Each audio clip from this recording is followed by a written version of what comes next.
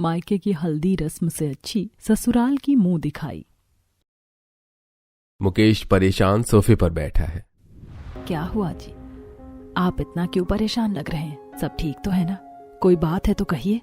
अरे संगीता, क्या बताऊं, काम बिल्कुल भी अच्छा नहीं चल रहा है। मीटिंग होती है, डील होती है, फिर सारी डील कैंसिल हो जाती है। ये सब कुछ तो 25 साल से हो रहा है आपके साथ। आप मान लीजिए कि आपकी छोटी बेटी ही कुलक्षणी है। अरे तुम क्यों हर बार उसे बीच में घसीटते हो? संगीता, ऐसा कुछ नहीं है। मुकेश इतना कहता ही है कि तभी उसकी छोटी बेटी अनुष्का पानी का गिलास लेकर अपने पापा के पास आती है। पापा, पापा ये लो, आप पानी पी लो। पापा, क्या हुआ? आप इतना परेशान क्यों हैं? अनुष्का इतना बोलती ही है कि तभी संगीता अनुष्का के हाथ से पानी का गिलास लेकर उसके मुंह पर फेंकती है। बंद कर अपना ये नाटक। आज तेरा बाप परेशान है ना, तो सिर्फ तेरी वजह से मेरी ही किस्मत फूट गई थी जो मैंने तुझे पैदा किया। अच्छा होता कि मैं तुझे कोख में ही मार देती।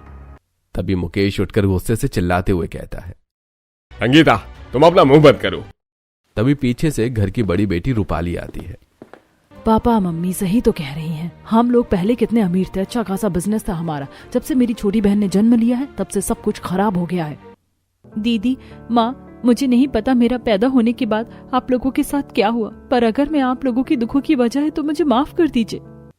इस घर में अनुष्का को हमेशा ही दुखों का कारण माना जाता था, क्योंकि जब अनुष्का पैदा हुई थी तो मुकेश का बहुत बड़ा बिजनेस लॉस में चला गया था, जिसके बाद से संगीता का पूरा परिवार आर्थिक रूप से कमजोर हो गया।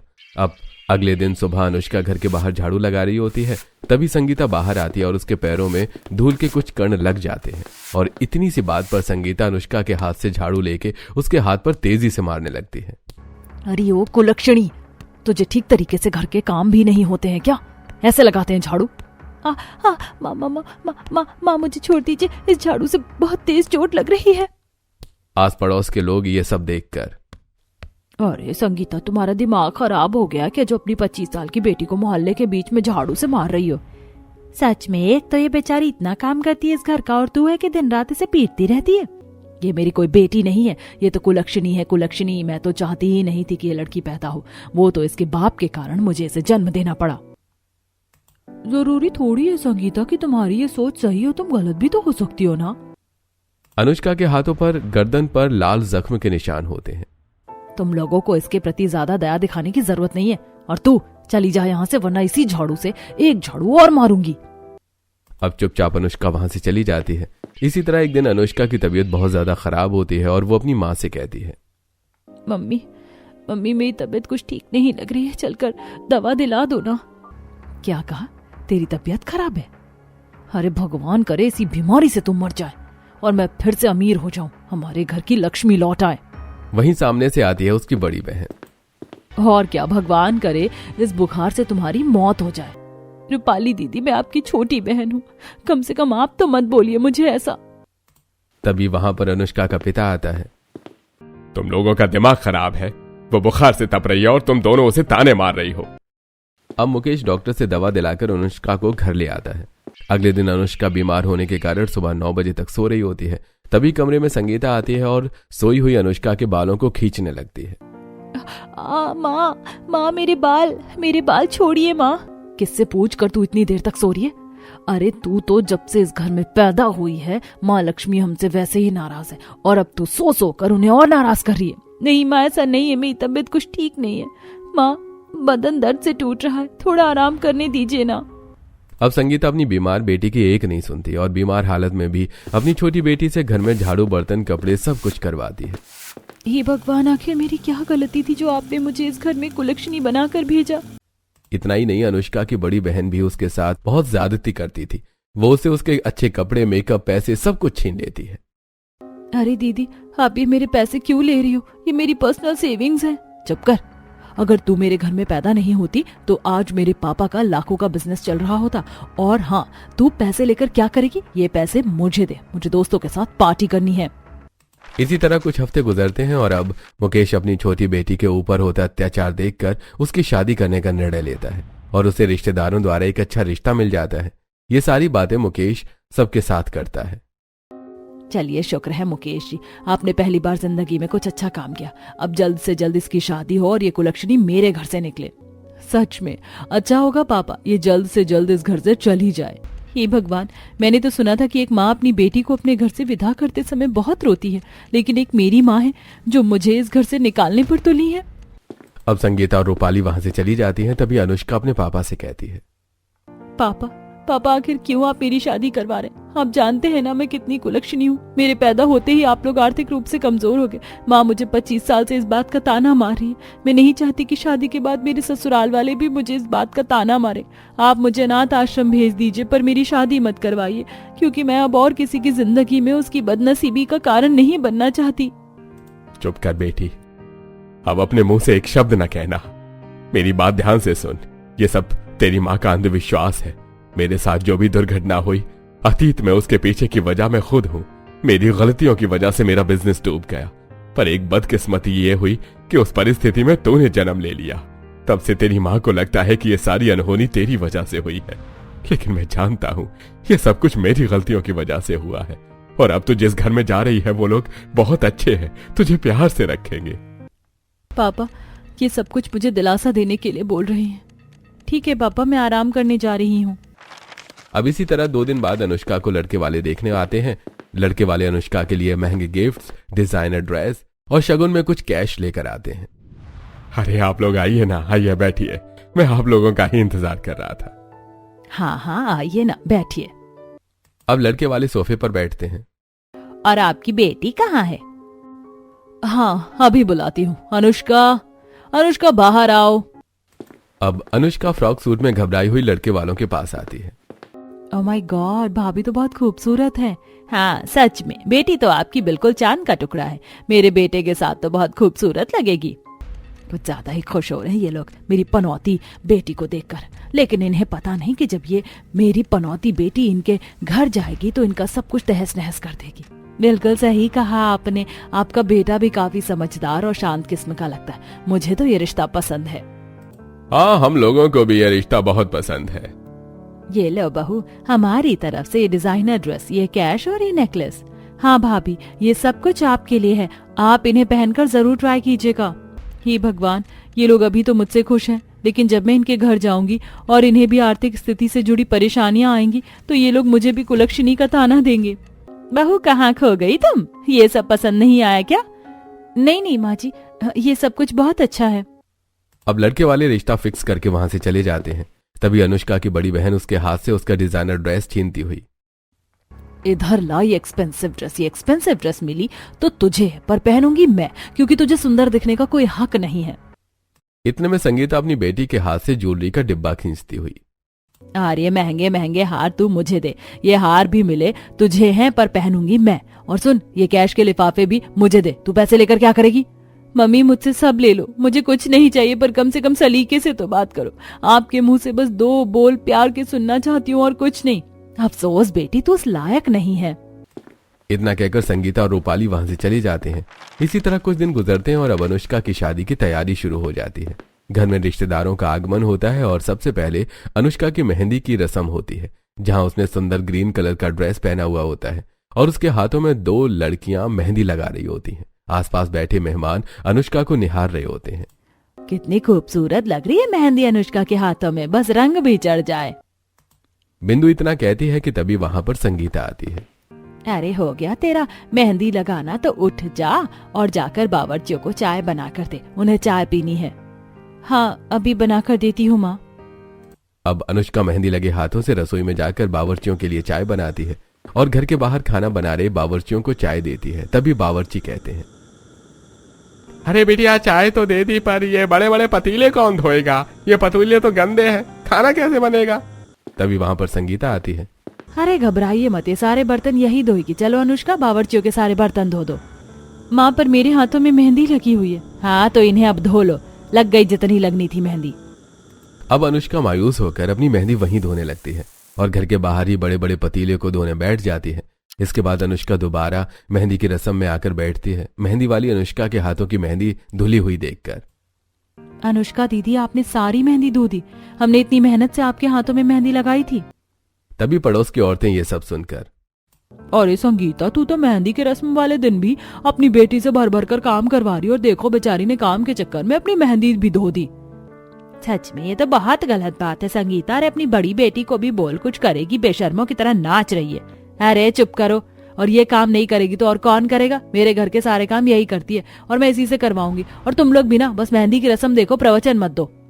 ये सुनकर रिश्तेदार शांत हो जाते हैं। मुकेश भी मेहमानों में बिजी रहता है। संगीता दोस्तों के साथ इंस्टाग्राम पर वीडियो डाल रही होती है। ये मेरी बड़ी दीदी सिर्फ अपने दोस्तों में बिजी है, ये नहीं कि अपनी छोटी बहन के साथ भी एक पिक्चर क्लिक करवा ले। छोड़ो, मेरी किस्मत में कहाँ ये सारी खुशियां हैं। अब अगले दिन अनुष्का की हल्दी की रस्म होती है। माँ आज हल्दी की रस्म है, मेरे पीले कपड़े कहाँ हैं? मुझसे क्या पूछ रही है? मैंने क्या तेरा ठेका ले रखा है? तभी वहां पर मुकेश आता है। तुम पागल हो गई हो क्या? तुमने दुनिया भर की शॉपिंग की है, तुम्हें यह नहीं पता कि अनुष्का की हल्दी की रस्म की ड्रेस कहाँ है? मेरा दिमाग खराब मत कीजिए। मैंने इस लड़की का ठेका नहीं ले रखा है और हल्दी की ही रस्म है। बोलिए जाकर कुछ भी पहन लेगी, क्योंकि मैंने इसके लिए कुछ नहीं खरीदा। मैंने सिर्फ अपने और रूपाली के लिए कपड़े खरीदे। पापा रहने दो, मेरे पास एक मेरा पुराना पीले कलर का लहंगा है, मैं उसे ही ठीक करके पहन लूंगी। लहंगा बाद में पहनना, पहले जाकर दीवार पर हल्दी की सजावट करो और चाय नाश्ता भी बना लेना मेहमानों के लिए। हे भगवान, तुम्हारी जैसी माँ होने से तो अच्छा है कि बेटियां बिना माँ के अपनी जिंदगी गुजार दें। पापा शांत हो जाइए, कोई बात नहीं, मैं कर लूंगी। अब अनुष्का हॉल में आकर हल्दी की सजावट करती है और फिर रसोई में जाकर सभी मेहमानों के लिए चाय नाश्ता पकौड़ी स्नैक्स तैयार करती है। और फिर अपने कमरे में जाकर अपनी पुरानी पीली ड्रेस को ठीक करके उसी को पहनकर तैयार होकर अनुष्का मेहमानों के सामने आती है। अब आस पड़ोस के लोग ढोल बजाकर संगीत गाते हैं, कुछ औरतें नाचती हैं और पड़ोस की औरतें अनुष्का को हल्दी लगाती हैं। अरे संगीता खड़ी क्या हो, आओ अपनी बेटी को शगुन की हल्दी लगाओ। अब संगीता मुंह सड़ाकर अपनी बेटी के पास हल्दी लगाने आती है और वो हल्दी को लेकर अपनी बेटी के शरीर पर जालिमों की तरह रगड़ने लगती है, जिससे अनुष्का चिल्ला उठती है। उसके हाथ पीले से लाल हो जाते हैं। माँ आराम से कीजिए ना, दर्द हो रहा है। अरे ओ संगीता, अपनी बेटी को मार दोगी क्या? आराम से लगाओ उसे हल्दी। ये हल्दी की रस्म है, कुटाई की नहीं। तुम तो लगी उसे कूटने ही। आराम से ही लगा रही हूँ हल्दी, ये कुछ ज्यादा ही छुई मुई बन रही है। सुन, लगवानी है तो लगवा ले मेरे हाथ से हल्दी, वरना मैं तुझ जैसी बेटी को छू भी ना। तभी रूपाली वहां आकर, अरे यार, ये हल्दी की रस्म करना ज्यादा इम्पोर्टेंट है क्या? मैं ये हल्दी नहीं छू सकती, मुझे इन्फेक्शन हो सकता है और फिर मेरी ये डिजाइनर ड्रेस भी खराब हो जाएगी। मैं हल्का सा टीका लगा देती हूँ। कितनी गंदी स्मेल आ रही है इसमें से। अब नाक बंद करके नाम का रूपाली हल्दी लगाती है अपनी छोटी बहन के शरीर पर। हे भगवान, ये लोग मेरे साथ कैसा व्यवहार कर रहे हैं? ऐसा व्यवहार तो कोई अपने दुश्मन के साथ भी नहीं करता। कल को मैं बेगानी हो जाऊंगी और इनकी आंखों में पानी तक नहीं है। अब धीरे धीरे हल्दी की रस्म खत्म होती है, सभी लोग चले जाते हैं। अनुष्का भी आराम करने जा रही होती है, तभी उसकी माँ, आराम करने कहाँ चल पड़ी? महारानी, जा जाकर रसोई में मेहमानों ने जो चाय पानी पिया है उसके बर्तन धो और रात का खाना भी बना। अब हल्दी के बाद जहां घर की बेटियों को लाड़ प्यार से पलकों पर बिठाकर रखा जाता है, वहीं अनुष्का की माँ उसके साथ बदसलूकी पर बदसलूकी करती जा रही थी। अब अनुष्का सारे झूठे बर्तनों को धोकर रात का खाना बनाकर सबको खिलाकर अपने कमरे में जाती है। अंदर आकर अनुष्का घुटनों के बल बैठकर अपने दोनों हाथों से अपनी आंखों को बंद करके रोने लगती है। काश एक बार हल्दी की रस्म में माँ मुझसे ठीक से बात कर लेती। काश एक बार मेरी बड़ी बहन मुझे अपनी छोटी बहन की तरह प्यार करती। अब तो मैं ये घर भी छोड़कर चली जाऊंगी। अब रोती रोती अनुष्का फर्श पर ही सो जाती है। अब 2 से 3 दिन बाद अनुष्का की शादी का दिन आता है। अनुष्का अपने कमरे में तैयार होकर बैठी होती है, पीछे से उसकी माँ और बड़ी बहन आकर, मेरी बात सुन ध्यान से, आज तेरी शादी है, कृपया करके विदाई में अपने मगरमच्छ के आंसू मत गिराइयो, क्योंकि हम तेरे जाने से खुश होंगे, दुखी नहीं। सच में मुझे भी पकड़ के मत रोना, मेरा लाखों का मेकअप खराब हो जाएगा और वैसे भी तुम्हारे जाने का मुझे बिल्कुल भी दुख नहीं है, बल्कि मैं तो बहुत खुश हूँ। अरे बला टली। बड़ी दीदी, माँ, आज तो मैं इस घर से पराई होने जा रही हूँ, कम से कम आज तो मुझसे ऐसी बातें मत कीजिए। चुप कर, ये झूठा नाटक अपने बाप के आगे कर, हमारे आगे नहीं। इतना कहकर दोनों वहां से चली जाती हैं। कुछ देर के बाद मंडप में अनुष्का की शादी पूरे विधि विधान के साथ हो जाती है और जब अनुष्का की विदाई होती है तो अनुष्का इंतजार करती है कि उसकी माँ उसे गले से लगाएगी, लेकिन उसके पिता के सिवा उसे कोई गले से नहीं लगाता। लगता है माँ और दीदी मुझे आखिरी विदाई भी नहीं देंगी। अब नम आंखों से मन में कई प्रकार के दुखों को लेकर अनुष्का अपने मायके से विदा हो जाती है। अब घबराई हुई सहमी हुई अनुष्का अपने ससुराल की चौखट पर आकर खड़ी होती है। आओ बहू रानी, इस कलश को गिराकर अपने लक्ष्मी चरण से मेरे घर में प्रवेश करो। हाँ भाभी, आप इस कलश को गिराकर घर में आइए ताकि आपकी सारी ब्लेसिंग्स हमारे घर में आ जाएं। क्या मेरी सास ने मुझे लक्ष्मी कहा? पर मैं तो अपनी माँ के लिए शुरू से ही कुलक्षणी रही हूँ। और ये मेरी नंद कैसी ब्लेसिंग्स की बात कर रही है। मेरे पास तो कोई ब्लेसिंग्स नहीं है। हे भगवान, कहीं मेरे ये अशुभ कदम मेरे ससुराल वालों के लिए भी नुकसानदायक न साबित हो। हाँ बहू, क्या सोच रही हो? अब अनुष्का घबराती हुई अपने पैरों से कलश गिराकर कुमकुम की थाल में पैर रखकर घर के अंदर घुसती है। सभी लोग अनुष्का को सोफे पर बिठाते हैं, उसे पानी पिलाते हैं और फिर कुछ मीठा खिलाते हैं। और भाभी, कैसी रही शादी की तैयारी? कैसा रहा सब कुछ, बताइए ना। हाँ भाभी, जल्दी बताइए, क्योंकि मम्मी मेरी भी शादी जल्दी ही करवाने वाली है, इसीलिए आपसे ही थोड़ा एक्सपीरियंस ले लेती हूँ। बहू, तुम्हारी नंद और देवर भी ना बहुत नटखट है। ये तुमसे ऐसे ही चुलबुली बातें करते रहेंगे। अब सभी लोग कुछ न कुछ बोल रहे होते हैं, लेकिन अनुष्का कहीं खोई होती है। ये लोग तो मेरे साथ ऐसे व्यवहार कर रहे हैं जैसे ये लोग मुझे सदियों से जानते हैं। इतना अपनापन तो मुझे मेरे घर में कभी किसी ने महसूस नहीं करवाया। बहू काफी चुप चुप है, लगता है बहू को थकान है, उसे आराम करने दो। अब नितिन अपनी पत्नी को लेकर कमरे में चला जाता है। अब अगले दिन अनुष्का सुबह 4 बजे उठ जाती है और दबे पांव रसोई की तरफ जाती है ताकि किसी की नींद ना खराब हो। अच्छा हुआ 4 बजे उठ गई। अब सारा काम कर लूंगी ताकि सासू माँ मुझे डांटे या पीटे ना। माँ तो बहुत मारती थी लेट उठने पर। अब अनुष्का रसोई के अंदर घुसती है, इतने में पीछे से उसकी सास आ जाती है। अनुष्का अचानक अपनी सास को देखकर डर जाती है। उसके हाथ से कांच की प्लेट छूट जाती है। गलती हो गई माँ जी, मैं अभी इसे साफ करती हूँ। Sorry sorry. अरे बहू, इतनी सुबह सुबह रसोई में क्या करने आई हो? अभी तो 4 बज रहे हैं, जाओ आराम कर लो। तुम बहुत थकी होगी, शादी की थकान इतनी जल्दी थोड़ी ना उतरती है। अरे माँ जी ने मुझे डांटा भी नहीं। वो माँ जी सबके लिए सुबह की चाय बनानी थी और फिर खाना पीना भी। तुम कमरे में जाओ, सुबह की चाय मैं सबके लिए बना देती हूँ, बाकी खाने का बाद में देखते हैं। अब अनुष्का जाकर कमरे में सो जाती है। कुछ देर बाद प्रेमलता सबको चाय देती है। फिर प्रेमलता अपनी बहू के कमरे में जाकर उसे चाय देती है। बहू उठो, चाय पी लो। आज तक मुझे कभी किसी ने अपने हाथ से चाय बनाकर नहीं पिलाया, ना ही इतनी देर तक किसी ने मुझे सोने दिया। पहली बार मैं चैन से सोई हूँ। बहू, चाय कैसी बनी है? माँ जी, चाय तो बहुत अच्छी बनी है। अब कुछ देर बाद अनुष्का रसोई में सबके लिए खाना बनाने के लिए जाती है, जहाँ पहले से ही नंद आटा गूंथ रही होती है और साथ सब्जियां काट रही होती है। अरे आप लोग क्यों कर रहे हैं ये सब? मैं कर लूंगी सब कुछ। ये तो बहुत अच्छी बात है बहू कि तुम सब कुछ कर लोगी, पर अभी रुक जाओ। अभी शादी के दिन ही कितने हुए हैं, हाथों की मेहंदी भी नहीं छूटी। 1 मिनट। तुम्हारे हाथों की मेहंदी तो बहुत फीकी रची है। हाँ भाभी, लगता है मेहंदी की क्वालिटी अच्छी नहीं थी। अब मैं अपने ससुराल वालों को क्या बताऊं कि जिस दिन मेरी मेहंदी थी उस दिन मैं अपना पूरा घर संभाल रही थी। हाँ, मेहंदी ही अच्छी नहीं थी। कोई बात नहीं बहू, पर अभी तुम ज्यादा काम मत करो, हम ये सब कर लेंगे। अब सास और नंद के कहने पर अनुष्का वहां से चली जाती है। कुछ देर बाद पूरा परिवार खाना खाता है। भाभी, खाना कैसा लग रहा है हमारे घर का? मतलब टेस्ट बदल जाता है ना, इसलिए पूछा। हाँ, तुम्हें सब ठीक तो लग रहा है ना अनुष्का? जी सब ठीक है, और खाना भी काफी अच्छा बना है। सब कुछ स्वादिष्ट है। आज पहली बार मुझे किसी ने खाना बनाकर खिलाया है। अब खाना खाने के बाद प्रेमलता और शंभू अपनी बहू के हाथ में शगुन देते हुए कहते हैं, बहू, तुमने खाना तो बनाया नहीं, पर यह शगुन अपने पास रखो, यह तुम्हारी पहली रसोई का शगुन है। अब कुछ पैसे अपनी बहू के हाथ में प्रेमलता भी देती है। पर माँ जी, मैंने तो कुछ किया ही नहीं था, सब कुछ आपने ही बनाया। कोई बात नहीं बहू, रस्म हमने कर दी, नेक तुम ले लो। इतना तो चलता है। अच्छा हाँ, एक और बात बहू, कल तुम्हारी मुंह दिखाई की रस्म है। स्वाति अपनी भाभी के लिए अच्छी ज्वेलरी, एक अच्छी मेकअप आर्टिस्ट और एक अच्छी ड्रेस बुक कर दो। राहुल, तुम घर का डेकोरेशन शुरू करवा दो, समय बहुत कम है। माँ टेंशन मत लो, सारा काम हो जाएगा। अब अगले दिन राहुल घर में डेकोरेशन शुरू करवा देता है। फैशन डिजाइनर अनुष्का के लिए डिजाइनर ड्रेस लेकर आते हैं। एक्सपेंसिव मेकअप आर्टिस्ट बुक होती है और एक कमरे में अनुष्का को तैयार करती है। देखिए, मेरी भाभी को अच्छे से तैयार कीजिएगा, काफी लोग देखने आ रहे हैं उन्हें। हाँ जी बिल्कुल, सब अच्छा ही होगा। ये तो वैसे ही देखने में इतनी प्रिटी है, मेकअप के बाद और अच्छी लगेंगी।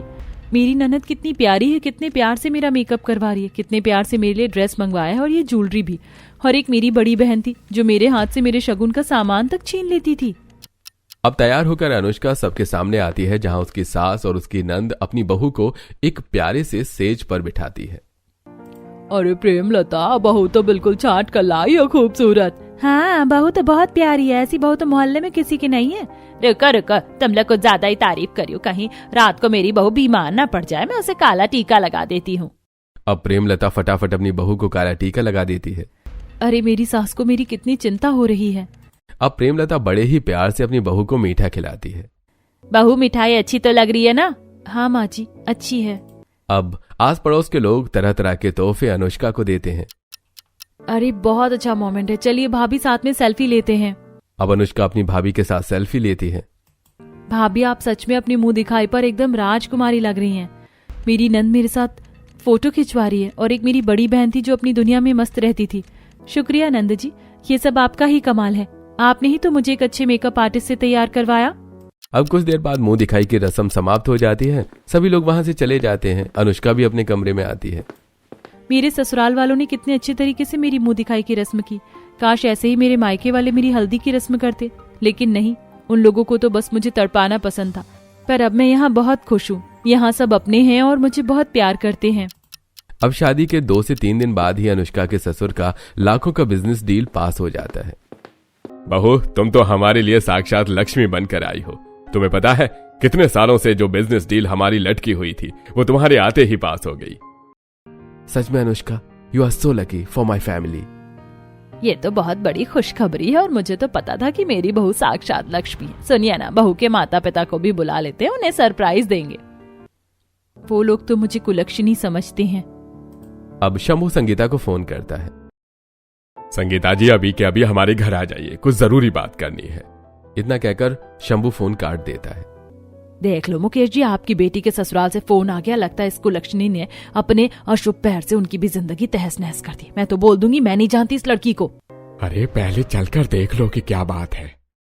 अब मुकेश संगीता को लेकर अपनी बेटी के ससुराल आता है, जहां अनुष्का के ससुराल में एक ग्रैंड पार्टी चल रही होती है। उसकी बेटी ने डिजाइनर कपड़े पहने हुए होते हैं। वो किसी महारानी से कम नहीं लग रही होती है।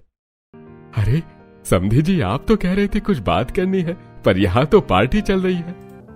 जी, हम आपको ये खुशखबरी मिलकर देना चाहते थे। संगीता जी, मैं तो आपको तहे दिल से शुक्रिया अदा करती हूँ कि आपने अपनी लक्ष्मी बेटी मुझे दे दी। आपकी बेटी के आते हमारा लाखों का बिजनेस पास हो गया। संगीता ये सुनकर दंग रह जाती है। नहीं नहीं, आपको कोई गलतफहमी हुई होगी। ये तो एक नंबर की कुलक्षणी है। अरे नहीं नहीं, मेरी बहू को ऐसा मत कहिए। जरूर आपको कोई गलतफहमी हुई होगी।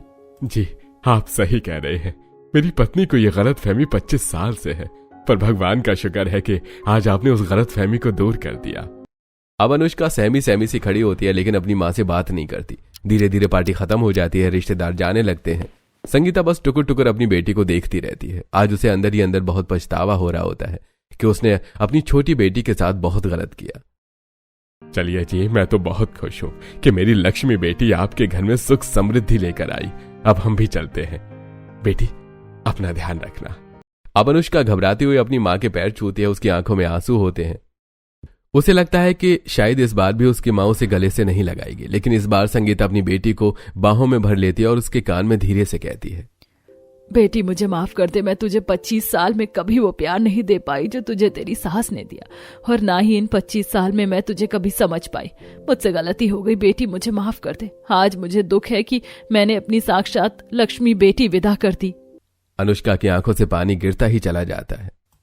माँ, आपने मुझे समझा, मेरे लिए यही बहुत है। अब मैं जब भी आपके घर आऊंगी, आपके घर में सुख समृद्धि ही लाऊंगी।